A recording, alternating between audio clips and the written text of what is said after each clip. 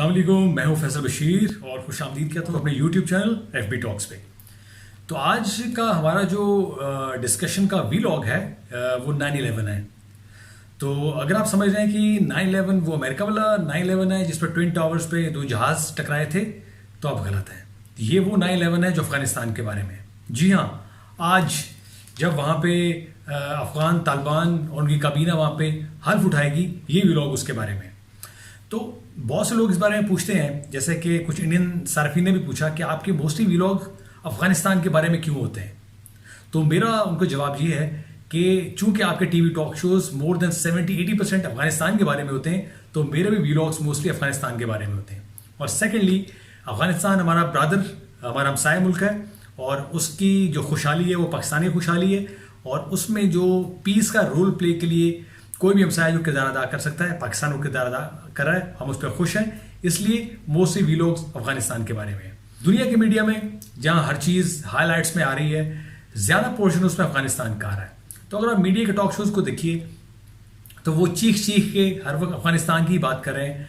उनके internal issues 10 से 15% होते हैं, 20-30% पाकिस्तान या उनके जंगी जुनून के बारे में होते हैं, और रिमेनिंग 50-60% अफगानिस्तान के बारे में होते हैं। जी हाँ, उसकी वजह यह है कि जैसे पीएम इमरान खान ने कहा था कि इंडिया जो अफगानिस्तान में सबसे बड़ा लूजर है, जी हाँ, उसकी वजह यही है। उसकी वजह वो शायद जो बार बार क्लेम करते हैं, उनके वो $3 बिलियन की इन्वेस्टमेंट नहीं है जो उन्होंने अफगानिस्तान में की थी, बल्कि इसकी और ही बहुत से वजूहत हैं। अगर बात सिर्फ $3 बिलियन की होती तो इंडिया जैसी बड़ी इकोनॉमी के लिए $3 बिलियन कोई मायने नहीं रखते। इवन कि जब पाकिस्तान को कितने $बिलियन जुर्माना रिकॉर्डिंग में हुआ, तो हमारी जैसी कमज़ोर इकॉनमी भी उसको अफोर्ड करने पे तैयार हो गई, जो कि इससे कहीं ज़्यादा थी। जबकि जो इंडियन इकॉनमी है वो पाकिस्तान से कहीं गुना बड़ी इकॉनमी है, उनके लिए $3 बिलियन एक नस्वार से ज़्यादा कुछ हैसियत नहीं रखते। लेकिन उनको जो तकलीफ है वो एक नहीं है, एक से बहुत ज़्यादा है।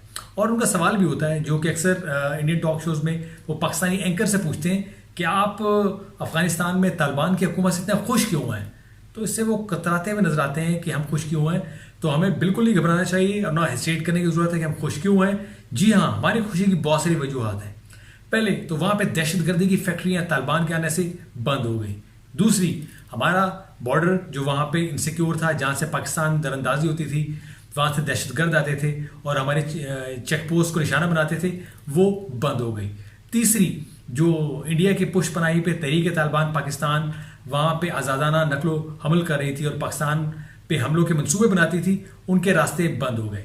चौथी, वहाँ पे वो हुकूमत जो पाकिस्तान पे हमेशा झूठे इल्ज़ामात लगाती थी, और NDS जो खुले सांड की तरह इंटेलिजेंस प्रोवाइड करके दहशतगर्दों को पाकिस्तान के खिलाफ इस्तेमाल करती थी, उनके भी अड्डे बंद हो गए।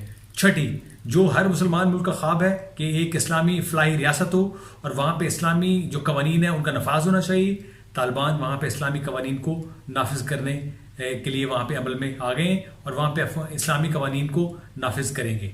अगरचे पूरी दुनिया इस पर प्रोपेगेंडा करेगी और इस्लामी कवानीन में उलझाया जाएगा और औरत की आज़ादी से लेके वहाँ पे मुख्तलिफ सख्तियों को हाईलाइट किया जाएगा, जबकि जो उनके फलाई काम है उनको हाईलाइट नहीं किया जाएगा। तो ये वो चंद वजूहत हैं जिससे कि पाकिस्तान बशमूल जो जितने भी हमसाय ममालिक हैं वो खुश हैं कि वहाँ पे तालिबान आ गए। तो पाकिस्तानी भी खुश हैं कि हम वहाँ पे जो उनके इंडिया के काउंसलेट्स थे जो पाकिस्तान के खिलाफ हर वक्त इस्तेमाल होते थे, वो वहाँ से भाग चुके हुए हैं और वहाँ पे अफगानिस्तान में अब वो काबिल इस्तेमाल नहीं रहे। अब बात करते हैं अपने मेन इशू की तरफ, जो कि 9/11 के बारे में है। और जैसा कि मैंने शुरू में बताया कि ये 9/11 अमेरिका वाला 9/11 नहीं है, ये अफगानिस्तान वाला 9/11 है। और इस 9/11 को एक नई तारीख रकम होने जा रही है कि वहाँ पे तालिबान हल्फ बर्दारी करेंगे अपनी और अपनी काबीना को अनाउंस करेंगे, जो कि तकरीबन 40 से 45 अफराद पर मुश्तमिल है, जिसमें कि पूरे मुल्क की मैनेजमेंट, उसकी एडमिनिस्ट्रेशन और डिफरेंट मिनिस्ट्रीज में डिफरेंट लोगों को नॉमिनेट किया गया है। तो यहाँ पे नाम लेना तो फिजिबल नहीं है, बिकॉज लिस्ट बहुत लंबी है और वीलॉग बहुत लंबा हो जाएगा। तो आप न्यूज़ में देख लेंगे कि वहाँ पे काबीना में कौन लोग शामिल हैं और उनका प्रोफाइल क्या क्या है, जिसमें हकानी नेटवर्क के कुछ लोग भी शामिल हैं, जिस पे अमेरिका को इतराज़ात भी हैं और अमेरिका अभी भी इस काबीना में शामिल बहुत से लोगों पे इतराज़ात उठाएगा।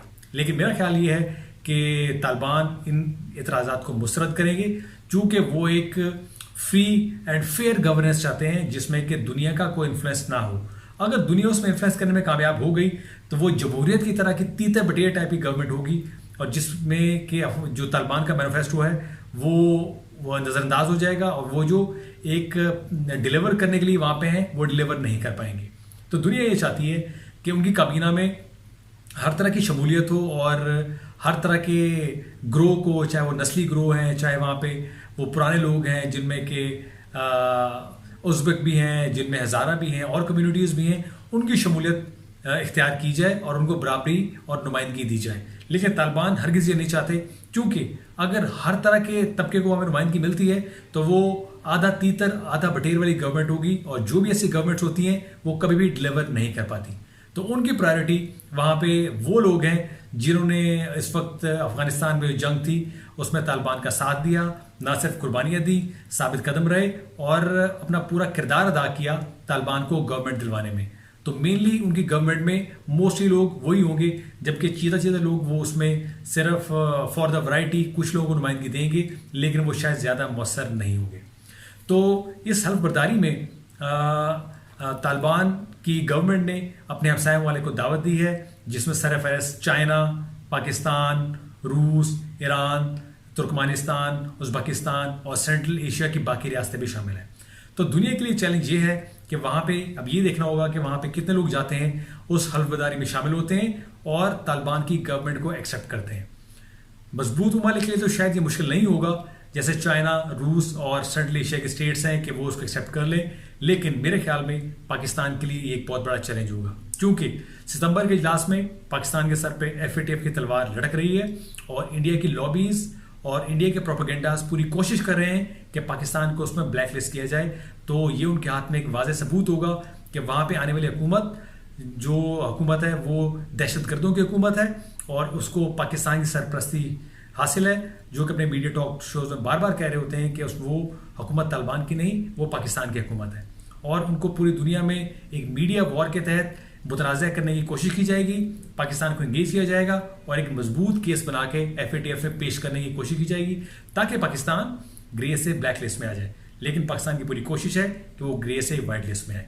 तो ये भी एक पाकिस्तान के लिए बहुत बड़ा चैलेंज होगा कि वो तालिबान की हुकूमत को रिकॉग्नाइज करता है या नहीं करता, या मुनासिब वक्त इंतज़ार किया जाता है कि कब उस हुकूमत को रिकॉग्नाइज किया जाए और सफारती सतह पे उनसे ताल्लुकात को मज़ीद फ़रोग़ दिया जाए।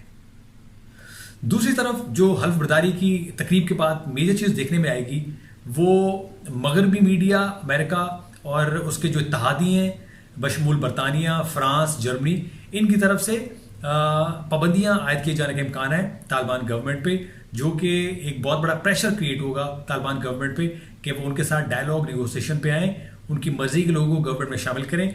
नहीं तो वो FATF, IMF और दूसरे वर्ल्ड बैंक और दूसरे जो इक़्तिसादी इदारे हैं और दुनिया के बाकी इदारे हैं जो कि कंट्रीज़ की गवर्नेंस, ट्रांसपेरेंसी और बहुत सारी चीज़ों को वॉच करते हैं और उनको रिकॉग्नाइज भी करते हैं, उनकी एक हर्डल क्रिएट की जाएगी कि तालिबान को रिकॉग्नाइज ना करके, ताकि तालिबान के लिए ना सिर्फ मुआशी, इक़्तिसादी और बाकी भी जो उनके लिए मुश्किलात हैं वो पैदा की जाएं और उनको निगोसिएशन की टेबल पे लाया जाए। तो पूरी दुनिया को इस वक्त अफगानिस्तान की सेंसिटिव सूरत हाल में बाखबर रहना होगा, ना सिर्फ बाखबर रहना होगा बल्कि पूरा रोल प्ले करना होगा कि वहाँ पे अफगानिस्तान की इकॉनमी, वहाँ पे इंफ्रास्ट्रक्चर और वहाँ पे जो बाकी प्रोजेक्ट्स प्लानिंग जो चल रही है उस पर इंकरेज करें, अप्रिशिएट करें, बल्कि पाकिस्तान और मज़ीद हमसाया ममालिक के लिए आसानियाँ पैदा करें, ताकि अफगानिस्तान और अफगानिस्तानियों को इस मुश्किल सूरत हाल से निकाला जाए और उनको दुनिया के उस धारे में लाया जाए। ये अफगान अवाम का भी हक है कि वो तरक्की और खुशहाली का रास्ता देखें और इस खित्ते में पूरा अमन आ सके। तो अब तक कितना ही, मिलते हैं अपने नेक्स्ट व्लॉग में। अपना ख्याल रखिएगा।